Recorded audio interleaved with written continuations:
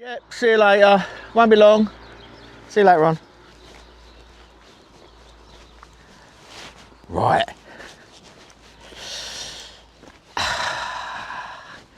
Procrastination is the word for the day.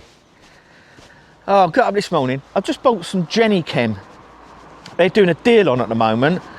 A whole detailing kit for 50 quid. Flipping brilliant. So I thought this morning, I'll get up, get it all in the motor, go and wash Gladys again, and get a video out.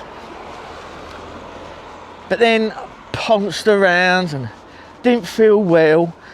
Sammy's coughing. So I thought I'd take him out for a walk. I did start recording this a second ago, and then he did what he always did, and I had to pick it up. What is it with him? So I'm taking you out for a little walk. How about that? I put a post up on my community page and on Facebook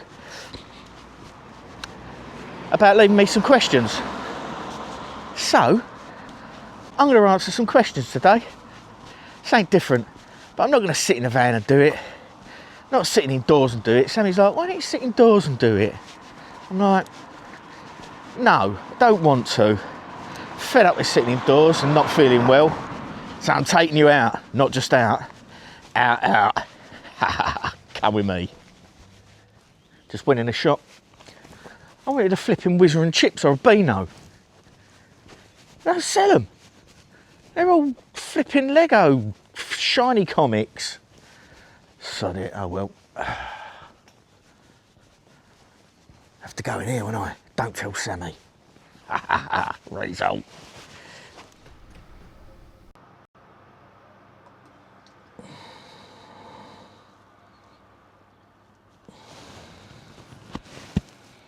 See what I'll do for you lot. Right, it stopped raining. I'm sitting outside a pub with a pint of Guinness. Happy days. Don't tell Sammy again. Right, let's answer some questions. So Peter asked, I hope the cars going past ain't going to be too much of a problem. I've got the microphone on. I've actually been doing YouTube for 7 years so far. Just hit 9,000 subs. It's not too bad. Anyway, Peter's asked, and that's Peter with an A, Peter James, has asked, how old was I when I first become interested in nature and anything and everything outdoors? From a kid, really. My mum and dad used to take us all over the place. Tenting, they had a VW bay window camper van thing. We used to go away and that. I was always outside playing, always collecting bugs, stag beetles, flipping all sorts of stuff. Lizards. I used to come home with snakes in my fishing tackle box. And many years ago, around this area, it wasn't like it is today. So when I was a kid, it was all farmland.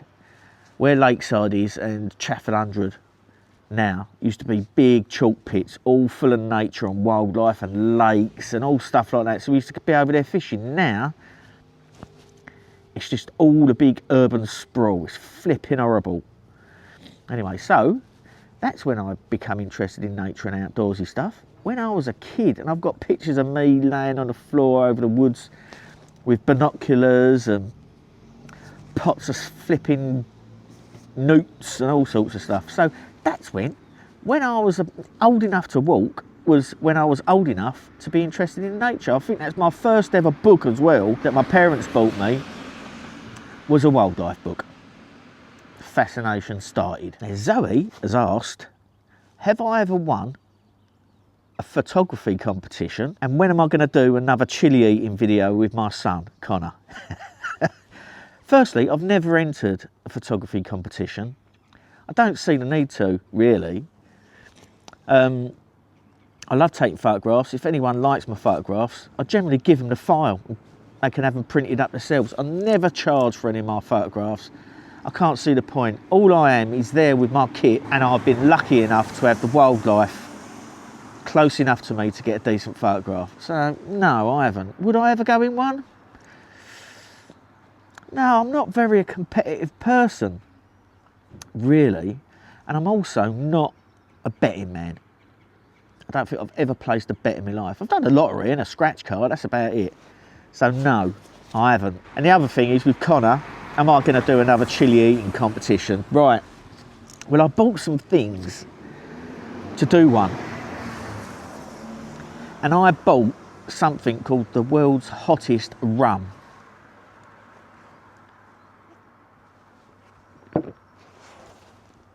So Connor and Megan was around the other day. Was it the other day? No, it was just before the baby was born, so it was a long time ago, a month ago or so. And I said to Connor about this world's hottest rum, and he's like, well, get it, let's have a look at it, let's have a smell. So we smelt it, and I said, I'll have a little sip. I had the most minutest of sips of this flipping world's hottest rum, and it killed me. Now I was going to do a chili chip or a chili gummy challenge and then have a shot of this world's hottest rum afterwards. No flipping way. I was in agony for flipping ages, much to their amusement. So yes, we are going to do another chili eating challenge. Look forward to that when Connor mans up and he actually does it with me. It's actually quite mild here today. Mind you, I've got this -20 rab down jacket on, but it's quite mild. Happy days. Right, what's the next one? Jill McManus. She likes the owl pictures I put up. Is it safe to drive and have the diesel heater running at the same time? Right. I wouldn't personally. You can. It's mechanically and electrically possible to do that. However, when you've got your van started, you've actually got the heating for your van in your cab anyway.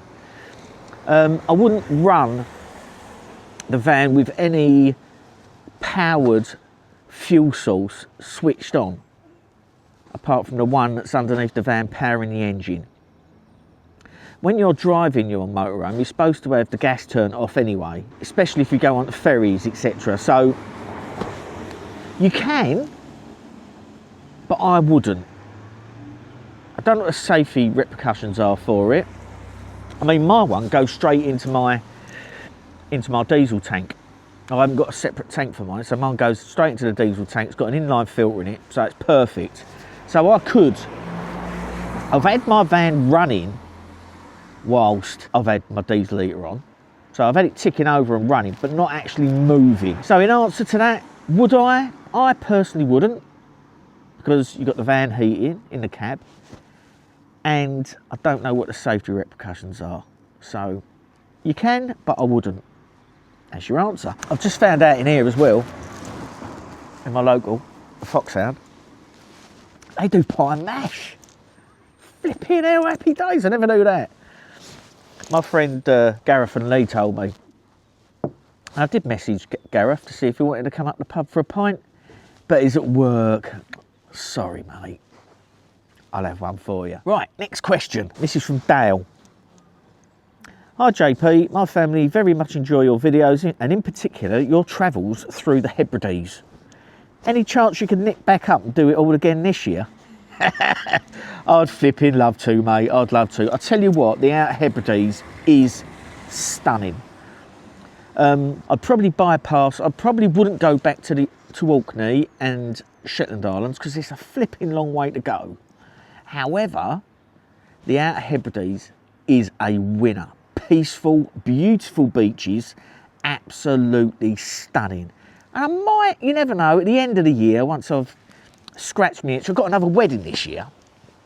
So I've got some stuff to do, obviously, nipping in between seeing the baby and my kids and my family and that. And I've got another wedding. My daughter Scarlett and her fiance Richard are getting married in September, so I've got to wear a suit again. Flipping hell. I don't know. So I might do it later on in the year for you. How's that, mate? But I loved it there. Next one. Loving being lost. I love being lost as well. It's not lost, it's geographically challenged. There you go. Use that one next time. Loving being lost. Beautiful photos. We always enjoy your videos. What's your favourite place to go in Europe, and do you plan a trip trip soon. Put your teeth in. From Rose and Michael. Right, my favourite place in Europe. I haven't been to everywhere in Europe yet. However, Croatia is beautiful. And I think that's in Europe now. I love Spain. I've got a Mallorcan family and I really love Spain. I love the food, I love the culture, I love the atmosphere, the vibe around Spain. And I've travelled a bit in Spain and Mallorca, the Balearics, but Andalusia. What a flipping beautiful part of the world. And I'm probably gonna be heading there soon, Andalusia, because it's one of the last hotspots for the Iberian lynx, and I've wanted to track those, being a tracker, for a long time, and maybe get some trail cams out and see if I can actually see and photograph the Iberian lynx. Beautiful cat, absolutely fantastic. So that's sort of Portugal side of Andalusia, down the bottom. So probably Andalusia. It's flipping stunning now. Olive groves, mountainous regions. It's one of the prettiest places around Spain. Beautiful. Where else? I've got a little trip planned to France, near Bordeaux. And you'll have to keep watching my videos to find out why I'm going there and what my plan is to find out while I'm there. That's going to be a good adventure. You're going to like that. So yeah, Croatia. There's lots of places in Europe that I love. It's a very difficult question, that, because I haven't been to them all. When I've been to them all, I'll answer it properly. How's that? Last question here. Here, yeah. Let's go to pub crawl. Right, congratulations. This is from Ruth Coombs.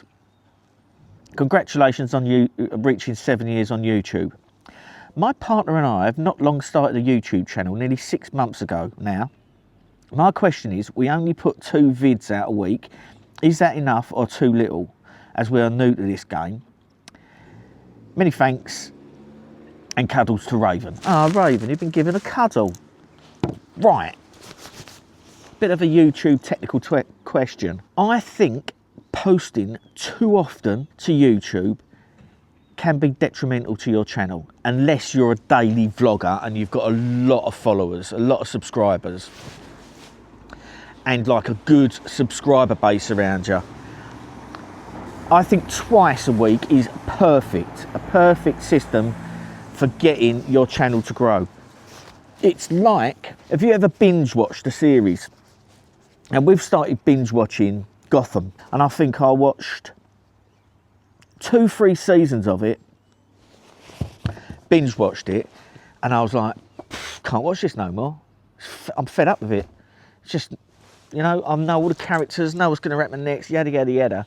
So when you're putting videos out every day, it's a bit like binge watching a series. In the end, you get fed up with it and you think, I need to watch something else. So twice a week, I think, is a perfect amount. That's what I try to achieve, and I know quite a few other big YouTube channels that do the same, twice a week. You must post regularly, so I post now on a Sunday. If I've got a Sunday video, I'll put it up at 9 o'clock in the morning. And this is not for me, this is for my subscribers. This is the whole reason I do YouTube, for you lot. So I post on a Sunday morning because a few people, well, quite a few people actually, said, we like getting up in the morning on a Sunday, nothing to do, and watching one of your vlogs over a coffee or a bit of breakfast. So I thought, you know what? Quite a few people have asked me that now. So I'm going to stick it up at 9 o'clock in the morning when I can. So one goes up at 9 o'clock Sunday morning, and then I put a shout out on my community page and on Facebook about 5 o'clock in the afternoon, just to get a bit more traffic over to that video. So that's on all day. That seems to be working. You seem to be liking that. And my other one goes up midweek about 5 o'clock every week. So I put 2 up. As long as you post regularly and on the same spot, the algorithm, which is witchcraft, looks for you. Okay, so that's sort of the most important thing to do. Just post regularly, get good content like questions and answers. I've never done one of these before, but good content, and yeah, just keep at it. Keep at it. keep going.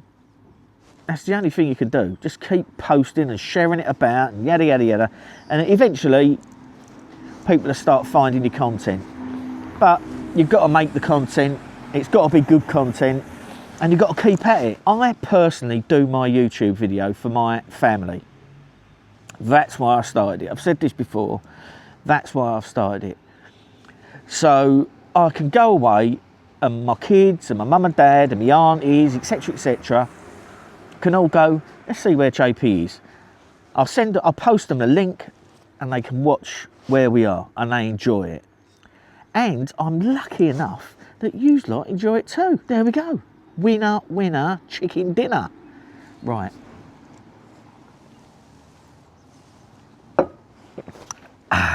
One down. Let's go to the next pub. Don't tell Sammy.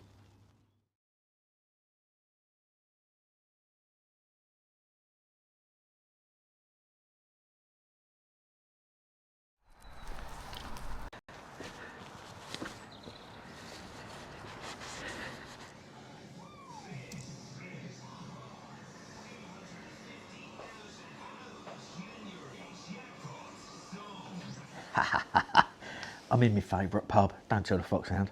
I'm in the Whitmore Arms with another Guinness. You can tell he's at home, can't you? I've spent many an happy hour in this pub. Absolutely flipping lovely. And it's dog friendly in this part of the bar. Fantastic food. And I'm doing a video in here. Ooh, well excited. Right, next question. Right, so this one is from Sean. What a lovely bloke, flipping lovely. Is my friend Jackie and Jason's brother-in-law, Jackie's sister, Claire's husband, and they've got a little baby called Isla, and she's flipping beautiful, one of the most beautiful little children you've ever seen in your life. She's gorgeous. So this one's from Sean. Here we go.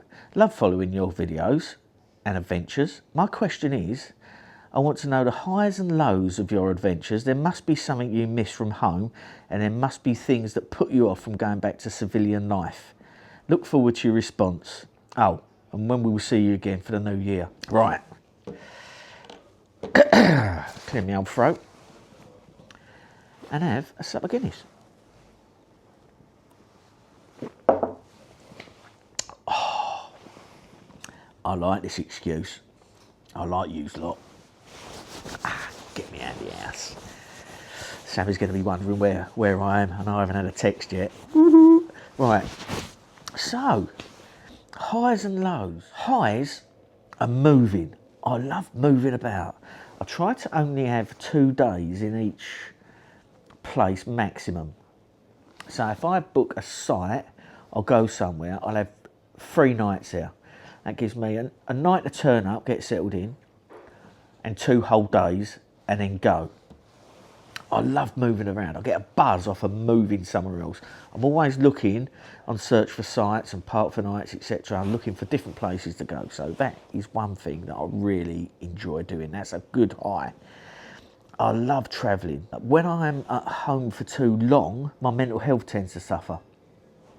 Now, if you go back through my videos, you see I'm a big advocate for men's mental health in general. So I do find it difficult when I get home.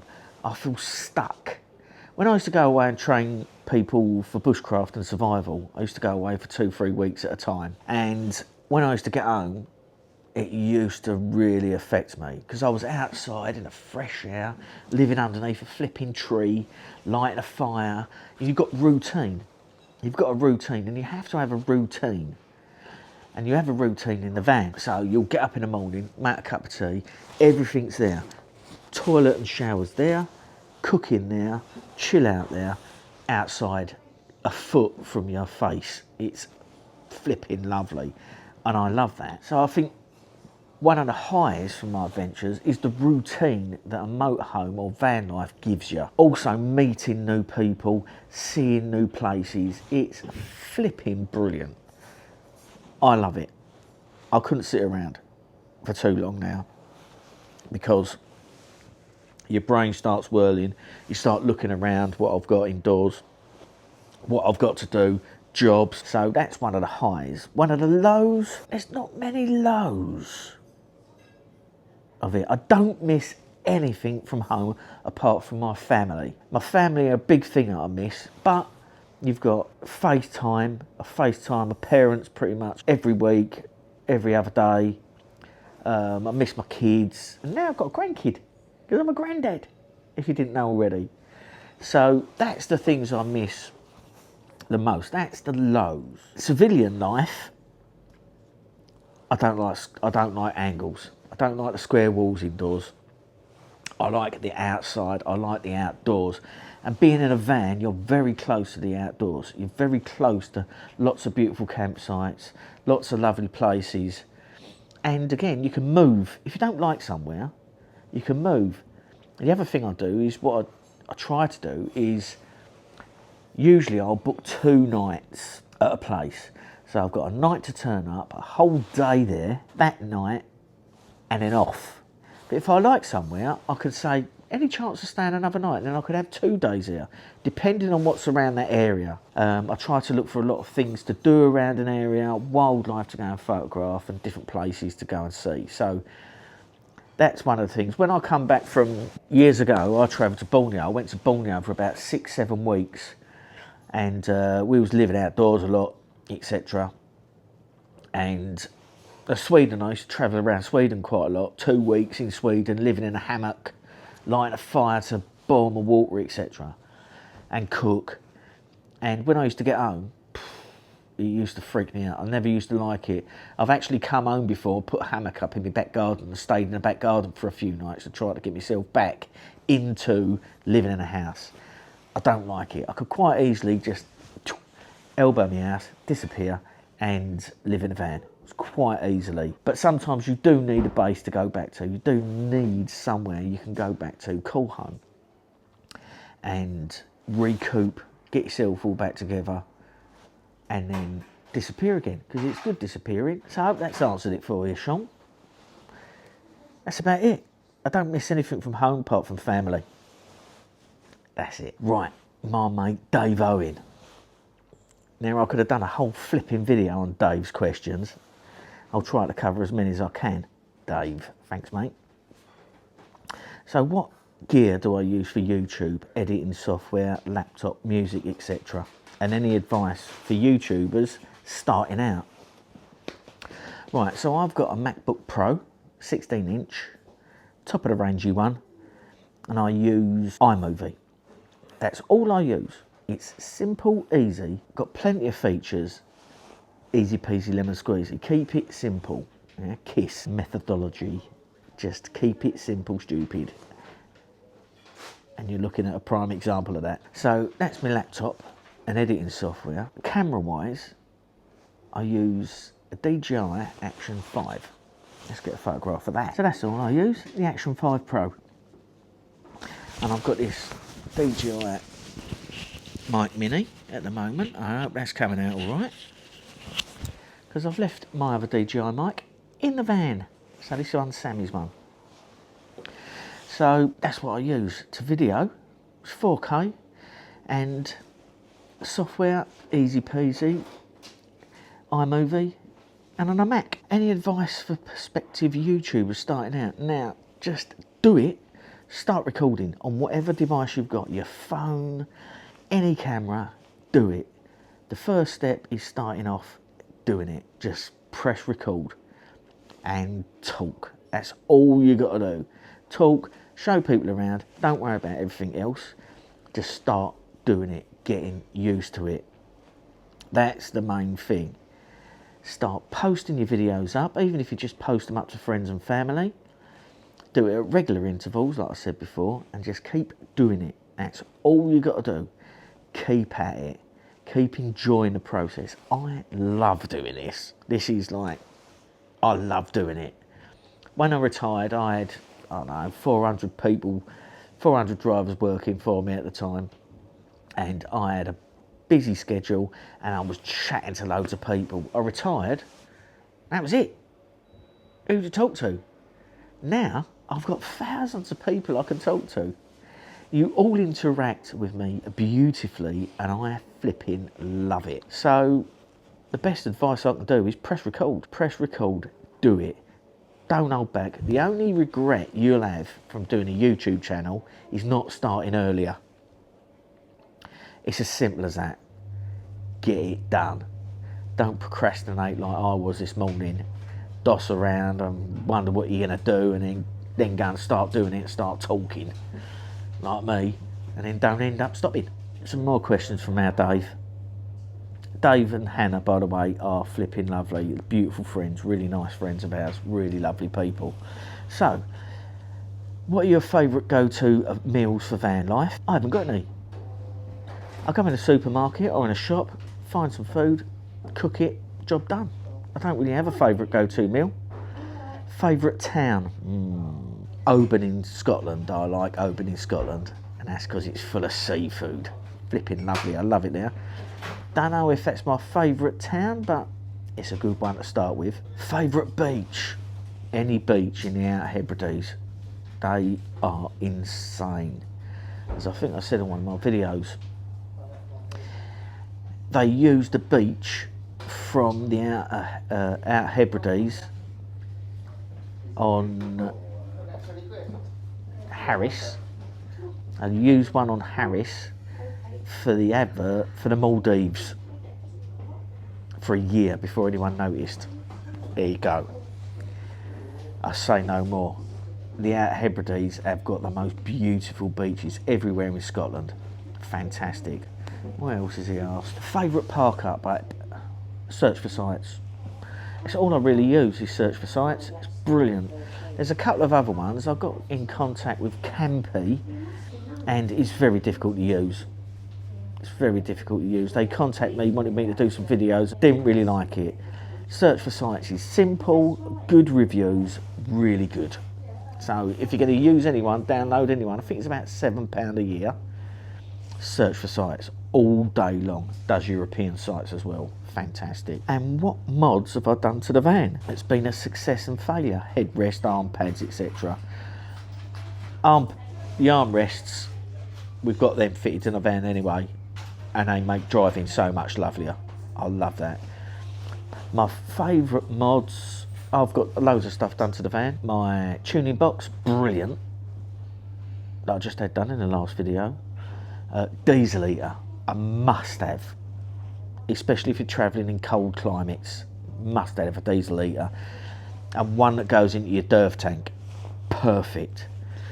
Oh, I've got air conditioning fitted, I've got a lithium battery, new electrical system fitted to that, so I can run everything off of an inverter. I can run my microwave, my air fryer, everything like that. Extra solar panels, gas flow system, loads of different stuff. Loads of stuff.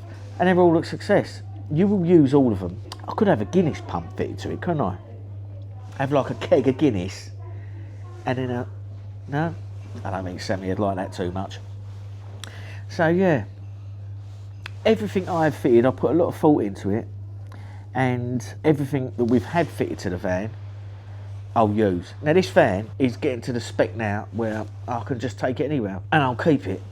Our friends have got like a 14-year-old van. Doesn't matter how old it is, you just got to look after it. These engines in these things, especially the Ducato and the Peugeot Boxer, go for flipping ever. They go forever. Keep them serviced, keep them looked after, and when jobs come up in the van, do them. Don't leave. Your tyres get low, new tyres. You know, electrical problems, get it sorted. Also, I keep right on top of the damp, so I've got different damp proofing equipment in there, such as gel bags, dehumidifiers and stuff like that I take if I'm going to cold climates.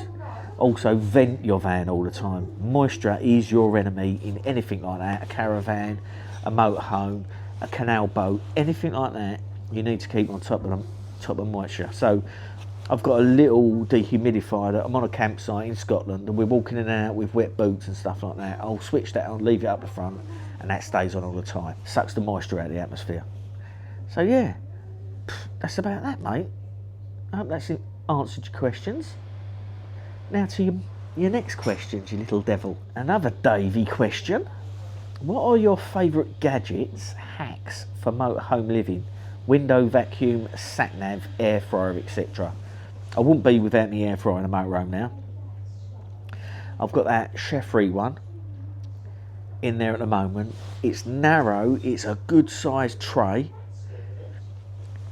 and it's got a little window in the front so you can watch things cooking. It's flipping brilliant, that one. Really quiet, energy efficient. I'd always have one of those in my van. Brilliant. Window vacuum.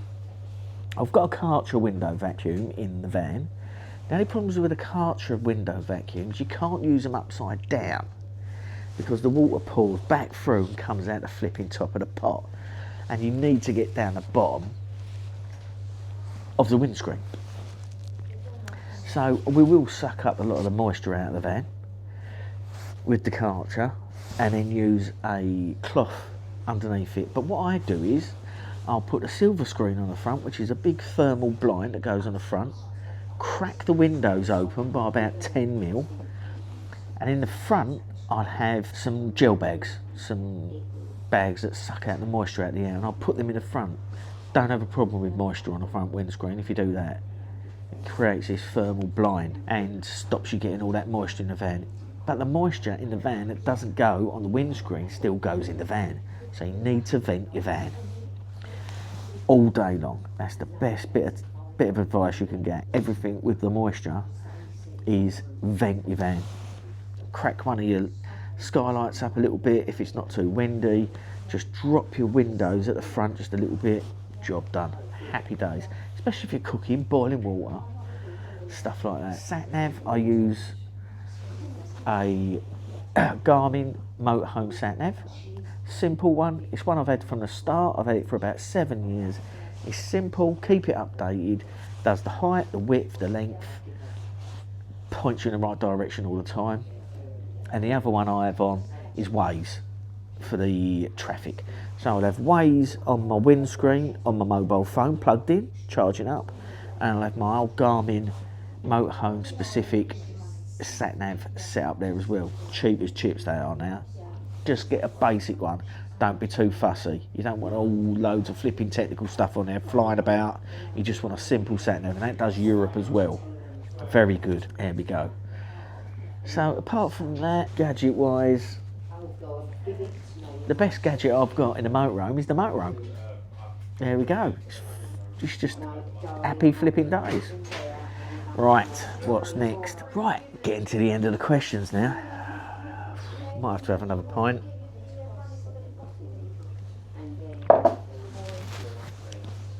Gareth Roberts. What's the longest motorhome trip you've had? How long does it take you to edit your videos? And do you enjoy it? And what camera kit do you use for your nature pictures? Right. Flipping brilliant question that, mate. Longest motorhome trip we've had? 7 months, touching on 8. All round Scotland, right the way up to the top of Shetland, all over the place. 7 months we did in there. When I got home, it was a big toughie to readjust to house life. Let's just leave it at that. And I don't think I hung around too much either. So that's the longest one we had. 7 months. And you just deal with everything as you go. Basically, you know, a motorhome is designed and spec'd to be in 30 days a year. That's what everything's designed on. So all your heating and your electrics and all that sort of stuff, it's basically every other weekend. So 30 days a year. So 7 months you're proper hammering your motorhome, and if you live in it a long time, you're proper hammering it. So what you need to do is keep on top of everything. As I said, we kept on top of everything. Something I've got in my van, enough stuff to rebuild that van. I just keep on top of everything. The moisture, any problems, fix it straight away. Otherwise it builds up on you. So yeah, 7 months. How long does it take to edit my videos? Right. What's the time now? Well, hopefully I'm going to get this video up tonight. Depends really. Depends how much faff I put into it. I can get a video edited, sorted in about half an hour. Sometimes it takes me an hour. And I really enjoy the process. That's my favourite bit. I like doing the filming, but looking back over it and editing it all together, getting the music and yada yada yada, getting all that sort of stuff all sorted out, a few different effects, a bit of B-roll, I flipping love it. I really enjoy doing my videos. It keeps me off the streets. So yeah, I really enjoy it. What camera kit do I use for my nature pictures? Christ.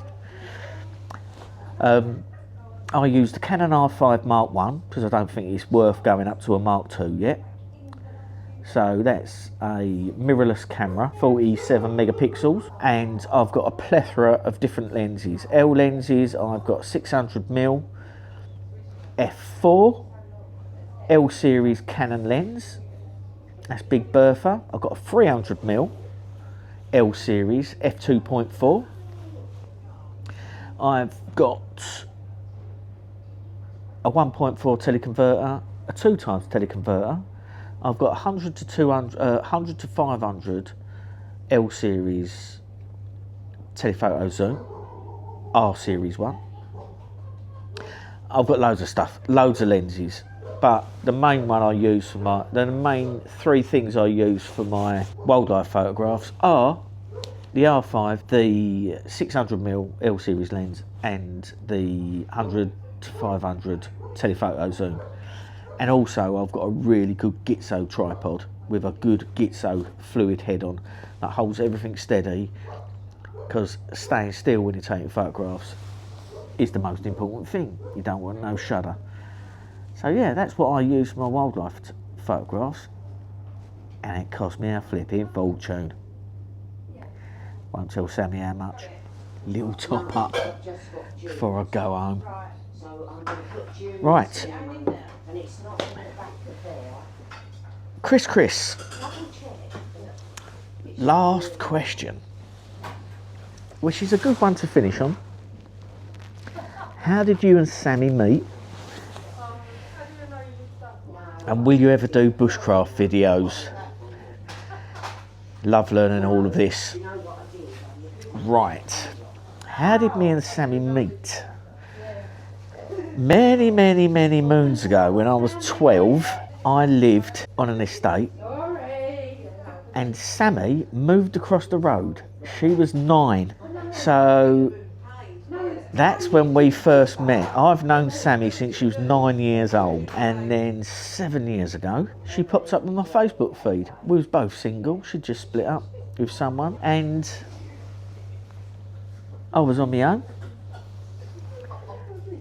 And she was feeling pretty miserable, so I said, she loved photography, she liked my photography, so she said, oh, I like my photography. I said, have you got a camera? She went, yeah. So I said, get it out, get your batteries charged up, and I'll take you out, we'll go out somewhere. So we went over to Coalhouse Fort,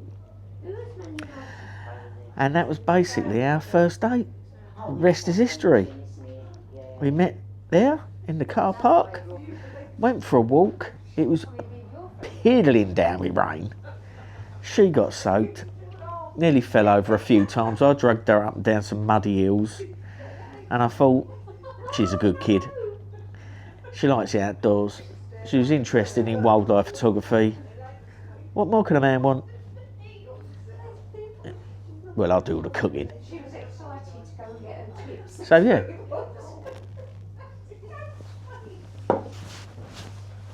We've known each other for decades. We lived across the road to each other. Bless her heart. Yeah, so that's that. Will I do any bushcraft videos? Right. I taught bushcraft and survival for 20 odd years, and it's still a big part of my life. I love it. And I will be teaching it to my grandchild. My son, he's pretty good at it. He's an expert at it. He will be able to stay alive through anything, that boy. Scarlett, my daughter, not so much. She'll need to plug her hair straighteners in. But she's a survivor in other realms. Scarlett. So, yeah, will I do any more bushcraft videos? Might do. I'll add bits and pieces to my videos because I really enjoy doing it. Now, I used to teach fire by friction, foraging, shelter building, firelighting, traps and tree, everything to do with bushcraft. And I've taught it all over the world in like Arctic conditions, freezing conditions in snow, to desert conditions, all over the world. So I think as I'm going around in my videos now and in different locations, I think what I'll do is I'll start adding a few bits and pieces of bushcraft to my videos. How's that? So there we go. I will start sticking a bit of bushcraft, bit of foraging and this, that and the other in my videos because people like it. Look, at the end of the day, I do my videos for you. So if you want something in the videos, I'm going to put it in it. I'll do them for my family. I enjoy the process. I enjoy doing the videos. I enjoy the editing. There's not anything from it that I don't enjoy. However, if you don't enjoy them, what's the flipping point? There's no point in doing them.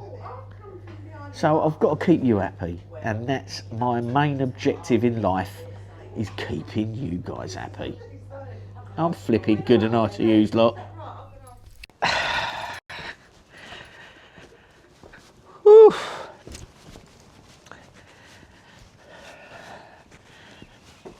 Might have been out a bit longer than I should have done. I'm blaming you though. Anyway, let's get home. And I'll show you how quick it is for me to edit a video. Because I've got 2 hours to do it in. Oh my goodness me. Oh, happy days. So yeah, let's get home, see what Sammy's up to, eh? See if I'm in trouble. Come on, Raven. And where the flipping heck have you been? I'm waiting for my dinner. But no buts. No buts. My subscribers made me do it. No, your subscribers. Sorry. Put the camera away and get out there and make my dinner. Sorry, love.